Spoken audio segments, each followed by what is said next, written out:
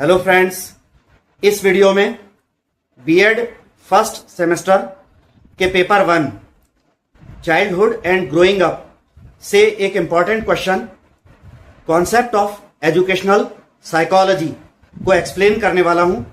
जल्दी से वीडियो को लाइक कर लीजिएगा, शेयर कीजिएगा और मेरे चैनल राय एजुकेशन हब को सब्सक्राइब कर लीजिएगा। क्वेश्चन आप देख सकते हैं, explain the concept of educational psychology, अर्थात शिक्षा मनोविज्ञान की अवधारणा को समझाइए। आंसर है educational psychology is an official branch and सब फील्ड ऑफ साइकोलॉजी। शिक्षा मनोविज्ञान मनोविज्ञान की ही एक आधिकारिक शाखा और उप क्षेत्र होता है। Educational psychology is the scientific study of how people learn, focusing on cognitive, emotional and social processes. शिक्षा मनोविज्ञान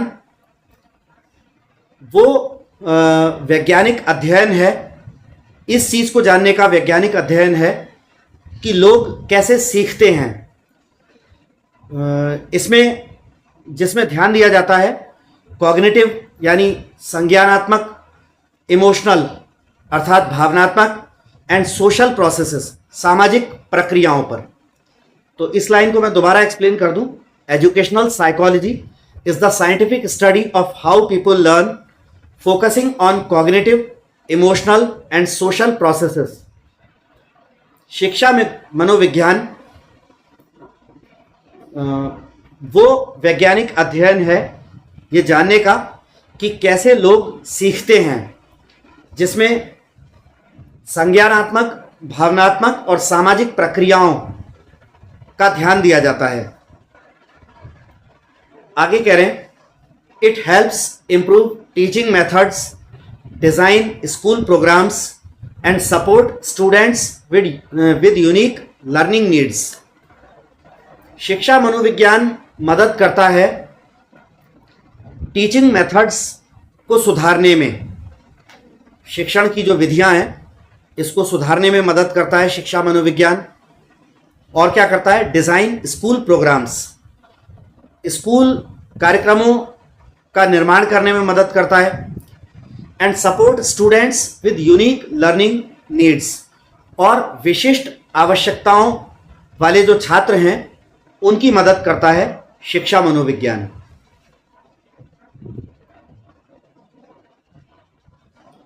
आगे कह रहे हैं, कोर फोकस एरियाज मतलब ध्यान केंद्रित करने वाले प्रमुख क्षेत्र वो कौन कौन से हैं। लर्निंग प्रोसेसेस यानी अधिगम की प्रक्रियाएं, how the brain takes in, understands and keeps new information. तो लर्निंग प्रोसेसेस यानी कि अधिगम की प्रक्रियाएं जो हैं, इनमें ये देखा जाता है कि मस्तिष्क जो है वो चीज़ों को कैसे अपने भीतर लेता है, आत्मसात करता है, कैसे समझता है और नई जानकारियों, नई सूचनाओं को कैसे ग्रहण करता है, कैसे रखता है। अगला है इंडिविजुअल डिफरेंसेस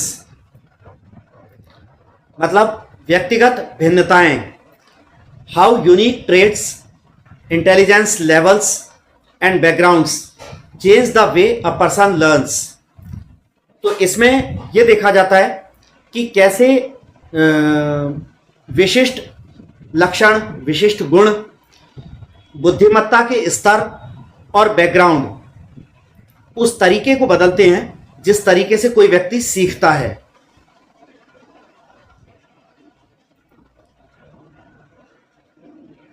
अगला है सोशल एंड इमोशनल फैक्टर्स, सामाजिक और भावनात्मक कारक, how feelings, peer groups and family life impact school success. इसमें इस बात का अध्ययन होता है कि कैसे भावनाएं और पीयर ग्रुप्स माने सहकर्मियों के समूह यानी मित्र आदि और पारिवारिक जीवन कैसे स्कूल की सफलता पर प्रभाव डालता है। आगे है की गोल्स एंड यूसेज, मतलब एजुकेशनल साइकोलॉजी, शिक्षा मनोविज्ञान के जो मुख्य लक्ष्य हैं या प्रयोग हैं उनका वर्णन किया है। तो इसमें पहला देख सकते हैं आप, बेटर टीचिंग, बेहतर शिक्षण। इसका मुख्य लक्ष्य होता है शिक्षा मनोविज्ञान का कि शिक्षण जो है वो बेहतर हो, टीचिंग बेहतर हो। तो इसमें क्या कह रहे हैं, helping teachers build strong lesson plans and classroom rules.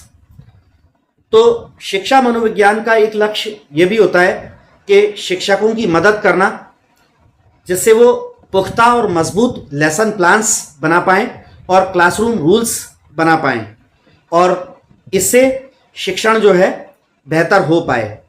ये शिक्षा मनोविज्ञान के एक लक्ष्यों में से एक है।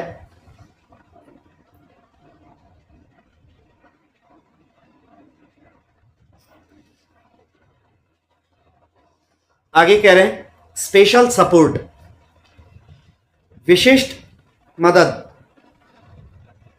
वो किस बात की है, finding learning challenges like dyslexia और ADHD, जिसका फुल फॉर्म बताया है attention deficit hyper activity disorder, early and creating fixes.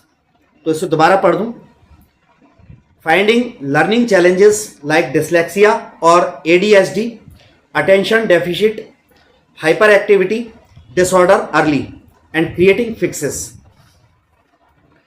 तो इसमें कह रहे हैं कि शिक्षा मनोविज्ञान का एक लक्ष्य ये भी होता है कि शिक्षा में अधिगम के जो कुछ चुनौतियां होती हैं, जैसे डिसलेक्सिया, मतलब ये डिसलेक्सिया कहते हैं रीडिंग डिफिकल्टी को, कि लिखा कुछ और है और बच्चा उसे पढ़ कुछ और रहा है, और ADHD attention deficit hyper activity disorder, मतलब बच्चा जो है ध्यान नहीं दे रहा है, जो अति सक्रियता का जो विकार है वो, कि बच्चा क्लासरूम में सक्रिय नहीं है, ध्यान नहीं दे रहा है। ये तो शिक्षा मनोविज्ञान के लक्ष्यों में से एक लक्ष्य ये भी है कि डिसलेक्सिया और जो ध्यान ना देने की बच्चे की जो समस्या है,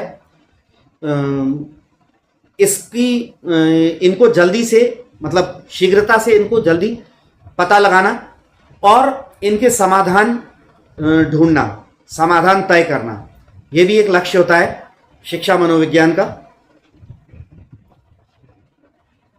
आगे कह रहे हैं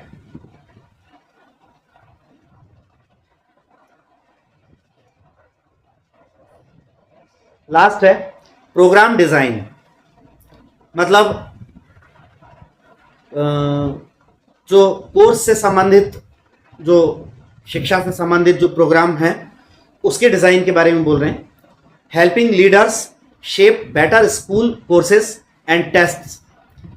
तो जो लीडर्स हैं, लीडर्स से आशय है कि शिक्षा विभाग के जो बड़े लोग हैं, जो करिकुलम डिज़ाइन करते हैं, पाठ्यक्रम और टीचिंग मेथोडोलॉजीज आदि, सिलेबस वगैरह तय करने वाले जो लोग हैं, उनके लिए यहाँ लीडर्स शब्द का प्रयोग किया गया है। तो शिक्षा में काम करने वाले जो नीति निर्माता लोग हैं, उनकी मदद करना किसमें, shape better school courses and tests, जिससे वो बेहतर स्कूल के पाठ्यक्रम का निर्माण कर सकें और टेस्ट जो हैं उनका निर्माण कर सकें। तो फ्रेंड्स, ये होता है कुल मिलाकर, दोबारा से शॉर्ट में अगर बताऊं, कि शिक्षा मनोविज्ञान जो है वो मनोविज्ञान की ही एक शाखा होती है, और जिसमें ये तय करना होता है, ये पता लगाते हैं शिक्षक कि छात्र जो हैं वो कैसे सोचते हैं, कैसे सीखते हैं, या उनको सीखने की प्रोसेस में जो चुनौतियां आ रही हैं वो क्या क्या हैं, उनका पता लगाना, उनका समाधान करना। तो ये सारी बातें शिक्षा मनोविज्ञान में आती हैं। यहाँ पर ये वीडियो समाप्त करता हूँ। अगले वीडियो में फिर एक इम्पॉर्टेंट टॉपिक के साथ मिलूँगा।